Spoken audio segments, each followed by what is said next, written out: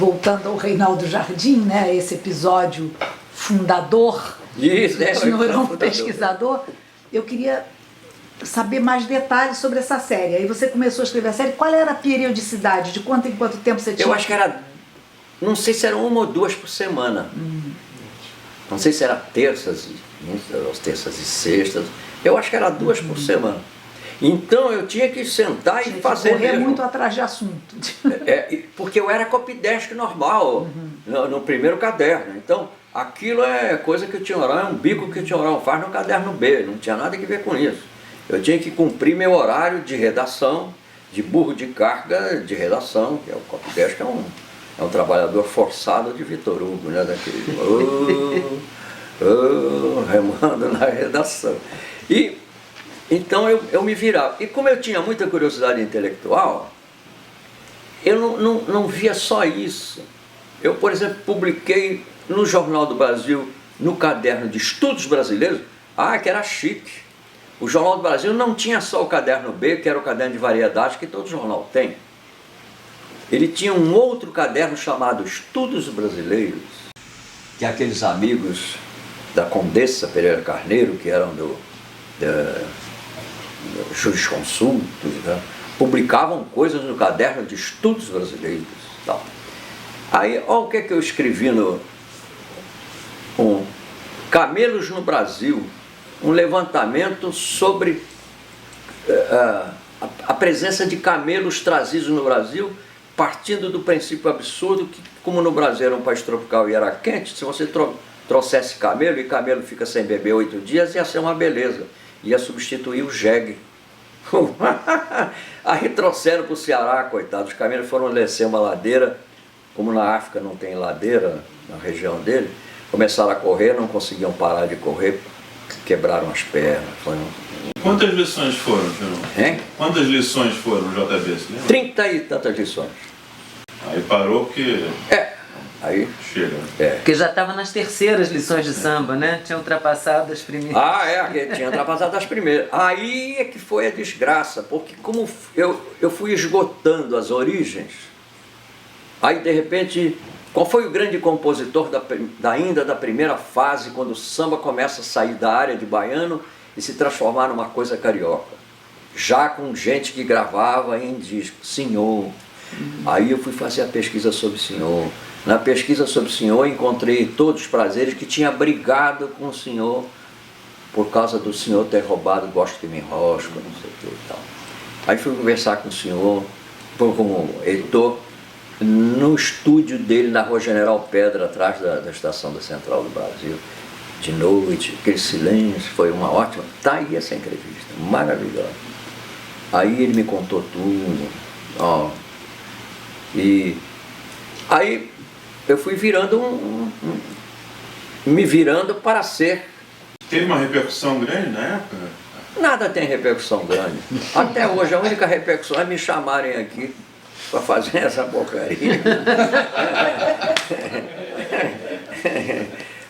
Você começaram a achar que 10 anos para vender uma edição de um livro meu, rapaz. E assim mesmo a pequena história já está na 7ª edição. Mas essas lições então viraram... Foi o primeiro livro que você lançou? Exatamente. Olha, o meu primeiro livro chamou-se... Eu estreei com 2 livros. Um chamado A Província e o Naturalismo, que foi publicado pela Civilização Brasileira. Aquele que todo quadriculadinho e tal. E no mesmo ano estreei na Saga com Música Plural, um tema e debate. O que era Música, um tema e debate? Era uma recolha dos meus primeiros artigos das primeiras lições de samba. Dos primeiros só.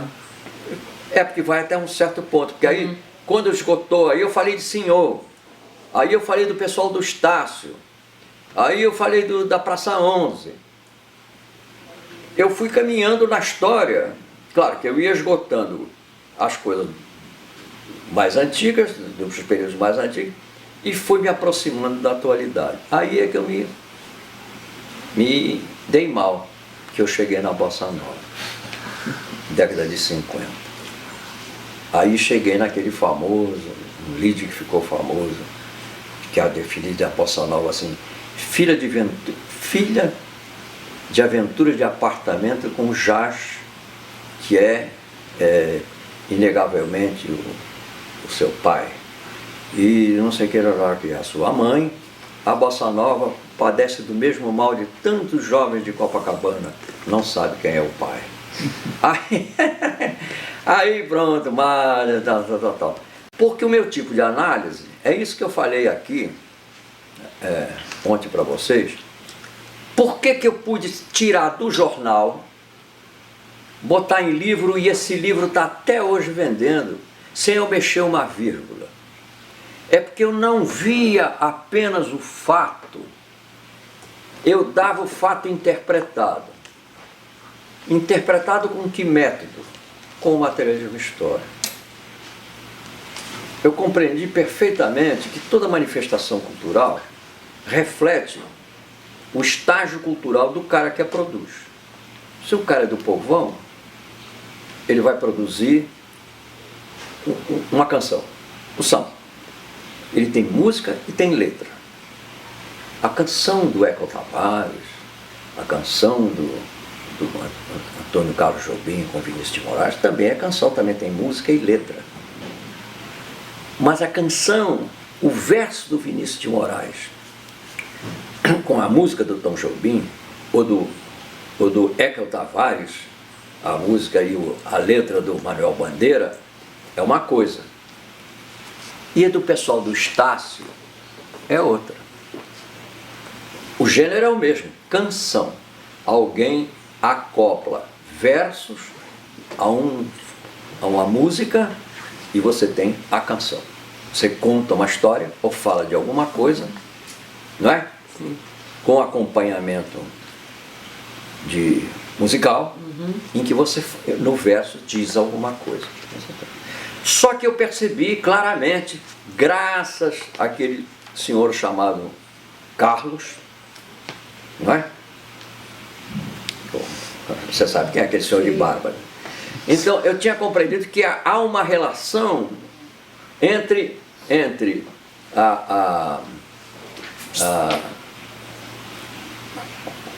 como o capitalismo é uma sociedade de classes e a cultura está ligada à condição de classe de quem produz esta arte, claro que conforme a colocação na estratificação mesmo da coisa só vai corresponder a um tipo de cultura. E aí eu parti para essa coisa. E que eu acho que tem a prova que eu não estava tão errado assim, que eu, em cima do fato acontecendo, por eu interpretar assim, o meu livro está aí hoje vivo,